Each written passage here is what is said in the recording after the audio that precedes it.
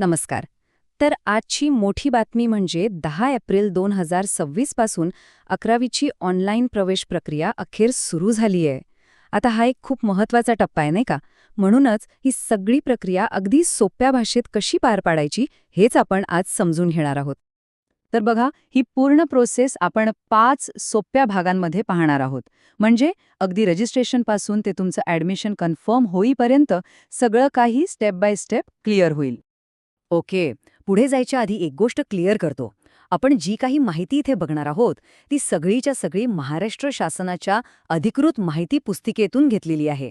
म्हणजे इकडे तिकडे काही नाही, सगळं एकदम ऑथेंटिक आणि अचूक आहे. चला तर मग सगळ्यात आधी हे समजून घेऊया की ही सेंट्रलाइज्ड प्रोसेस म्हणजे केंद्रीय प्रक्रिया नक्की आहे तरी काय? आणि हो, ही जवळजवळ सगळ्यांसाठी कंपल्सरी का आहे? तर ही सिस्टम मुळात यासाठी बनवली आहे जेणेकरून ॲडमिशन प्रोसेस एकदम पारदर्शक आणि सोपी व्हावी. म्हणजे कसं की राज्यातल्या सगळ्या ज्युनियर कॉलेजेससाठी एकच ऑनलाईन प्लॅटफॉर्म.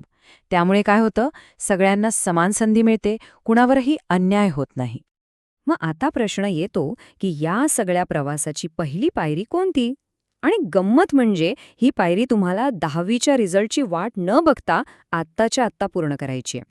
चला मग वळूया आपल्या पहिल्या आणि सगळ्यात महत्त्वाच्या स्टेपकडे, ॲप्लिकेशन फॉर्मचा पार्ट 1 भरणे. हो, हीच ती प्रोसेस जी आजपासून सुरू झाली आहे. तर बघूया हे नक्की करायचं कसं. बघा, हे रजिस्ट्रेशन 5 सोप्या स्टेप्समध्ये आहे. सगळ्यात आधी ऑफिशियल वेबसाईटवर जायचं. तिथे स्टुडंट रजिस्ट्रेशनवर क्लिक करून स्वतःचा एक लॉग इन आयडी आणि पासवर्ड बनवायचा. मग त्या आयडी पासवर्डने लॉग इन करायचं आणि फॉर्मचा पार्ट 1 भरायला घ्यायचा, ज्यात तुमची सगळी पर्सनल माहिती असेल. माहिती भरून झाली की ऑनलाईन फी भरायची. आणि हो, सगळ्यात महत्त्वाचं, सबमिट करण्याआधी भरलेली एक एक गोष्ट बरोबर आहे की नाही हे दोनदा तपासा. आणि एक गोष्ट लक्षात ठेवा, अचूकता इथे खूप खूप जास्त महत्त्वाची आहे. कारण तुमच्या नावात, जन्मतारखेत किंवा कॅटेगरीमध्ये जर छोटीशी जरी चूक झाली ना, तर तुमचा प्रवेश थेट स्पेशल राऊंडपर्यंत थांबू शकतो. विचार करा. म्हणून प्रत्येक गोष्ट दोनदा, अगदी 3दा तपासा आणि मगच पुढे जा. ठीक आहे, तर पार्ट 1 भरून झाला. आता पुढे काय? आता पिक्चरमध्ये येतो 10वीचा निकाल. एकदा का रिझल्ट लागला की मग सुरू होतो या प्रोसेसचा पुढचा टप्पा. आता इथे ना पार्ट 1 आणि पार्ट 2 मधला फरक समजून घेणं खूप गरजेचं आहे.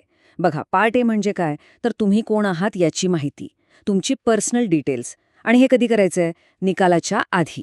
आणि पार्ट 2 तो सुरू होतो निकालानंतर, जिथे तुम्ही तुमचे मार्क्स टाकता आणि तुम्हाला कुठल्या कॉलेजला जायचंय ते ठरवता. तर रिझल्ट लागल्यावर तुम्हाला पार्ट 2 भरायचा आहे. त्यात काय काय असेल? सगळ्यात आधी तुमचे 10वीचे मार्क्स टाकावे लागतील.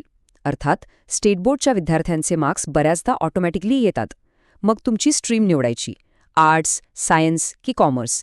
आणि मग सगळ्यात महत्त्वाचं, तुमच्या पसंतीच्या कॉलेजेसची लिस्ट बनवायची. कमीत कमी 1 आणि जास्तीत जास्त 10 कॉलेजेस तुम्ही निवडू शकता. आणि ही लिस्ट खूप विचारपूर्वक भरा, कारण तुमचं ॲडमिशन ह्याच लिस्टवर ठरणार आहे. ओके, फॉर्म भरण्याचं तर आपण बघितलं, पण आता वळूया काही महत्त्वाच्या कागदपत्रांकडे आणि टिप्सकडे. कारण तयारी पक्की असेल तर पुढची प्रोसेस एकदम स्मूथ होते. हे बघा, ही 2 डॉक्युमेंट्स म्हणजे 10वीची ओरिजिनल मार्कशीट आणि शाळेचा ओरिजिनल लिव्हिंग सर्टिफिकेट, ही प्रत्येकासाठी कंपल्सरी आहेत.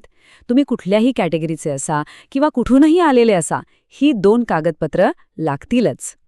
आणि हो, ऑफिशियल बुकलेटमध्ये पालकांसाठी एक खूप छान सल्ला दिला आहे. तो म्हणजे मुलांवर प्रेशर टाकण्याऐवजी त्यांच्याशी बोला, त्यांचं समुपदेशन करा आणि त्यांना योग्य करिअर निवडायला मदत करा. हा सल्ला खरंच खूप महत्त्वाचा आहे.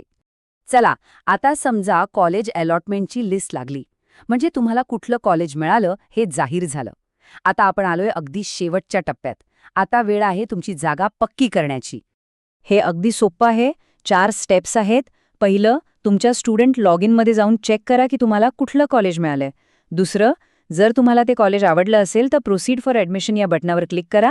तिसरा, जर काही डॉक्युमेंट्स राहिले असतील तर ते अपलोड करा. आणि चौथं आणि शेवटचं, जे कॉलेज मिळालंय तिथे संपर्क साधा आणि त्यांची ॲडमिशनची प्रोसेस पूर्ण करा. झालं काम. तर मग ह्या सगळ्या प्रोसेसमधनं आपण गेलो, पण यातनं सगळ्यात महत्त्वाचा टेकअवे काय? म्हणजे अशी कोणती एक गोष्ट आहे जी सगळ्यांनी लक्षात ठेवायलाच पाहिजे? याचं उत्तर सोपं आहे, अपडेटेड रहा. जी ऑफिशियल ॲडमिशन वेबसाईट आहे तिला नियमितपणे भेट देत रहा, आपला लॉगिन आयडी आणि पासवर्ड जपून ठेवा. थोडक्यात जागरूक राहणं आणि प्रत्येक टप्प्यावर वेळेवर ॲक्शन घेणं हीच या प्रक्रियेत यशस्वी होण्याची गुरुकिल्ली आहे. 11वी प्रवेश प्रक्रियेबद्दलची ही सविस्तर माहिती तुमच्यापर्यंत पोहोचवली आहे प्राध्यापक S.R. केंद्रसर यांनी.